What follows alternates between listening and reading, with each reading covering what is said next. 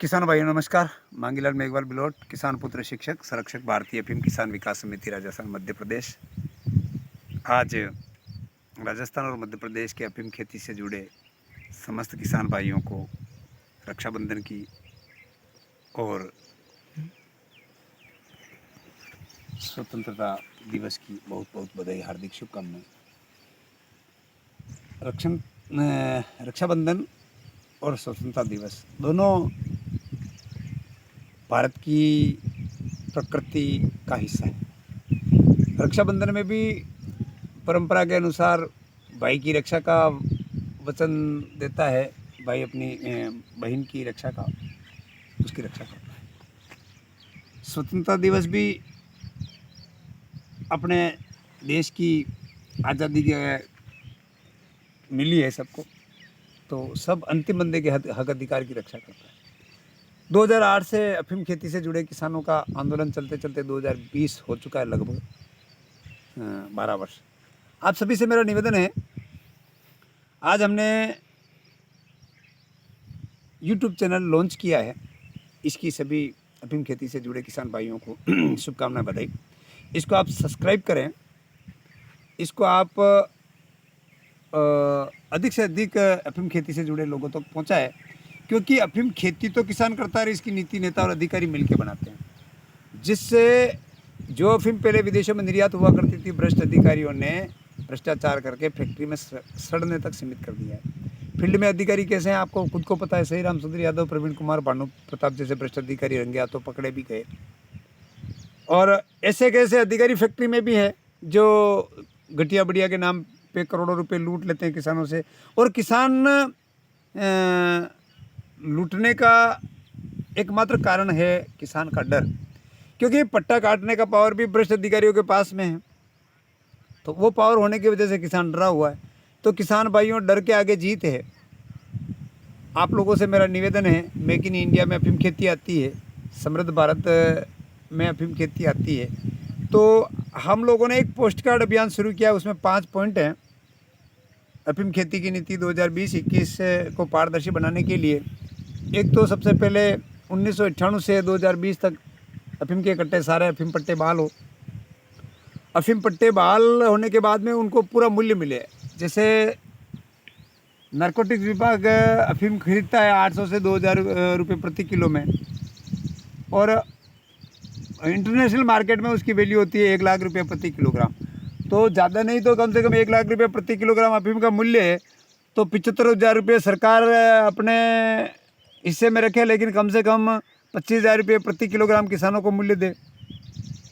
फिर मार्फिन और मुखिया दोनों भ्रष्टाचार की जड़ है, और सही राम सुंदर यादव, प्रवीण कुमार, भानु प्रताप के भ्रष्टाचार के संक्रमण से संक्रमित प्रत्येक गांव में इन्होंने दलाल, हाँ दलाल किसको कहते हैं, कोई हिंगड़ा पूछड़ा नहीं होता।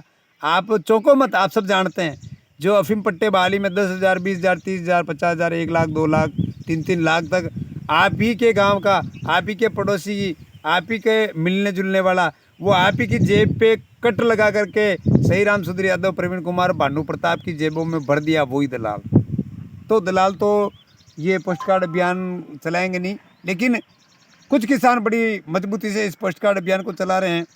तो मार्फिन और मुखिया पद्धति भ्रष्टाचार की जड़ है, इसको बंद किया जाए।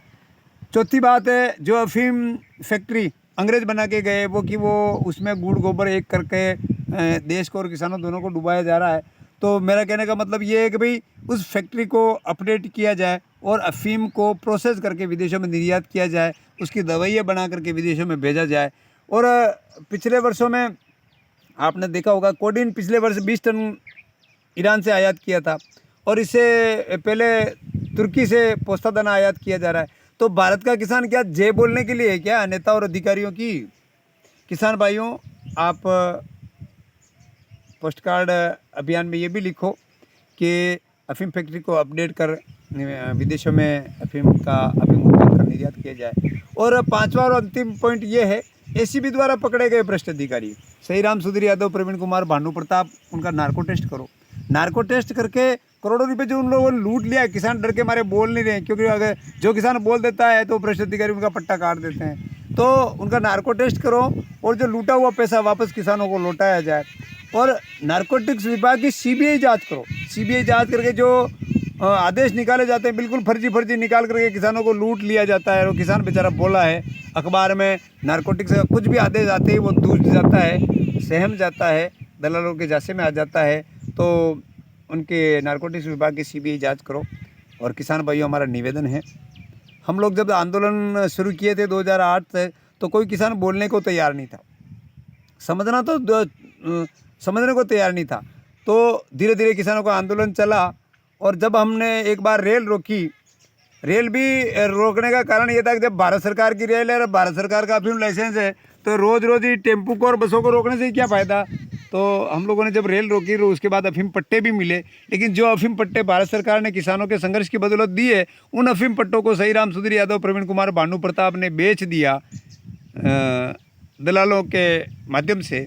तो हम लोग चाहते हैं अफीम खेती की नीति पारदर्शी और भ्रष्टाचार मुक्त बने। इसके लिए आप पोस्ट कार्ड अभियान को सफल बनाओ।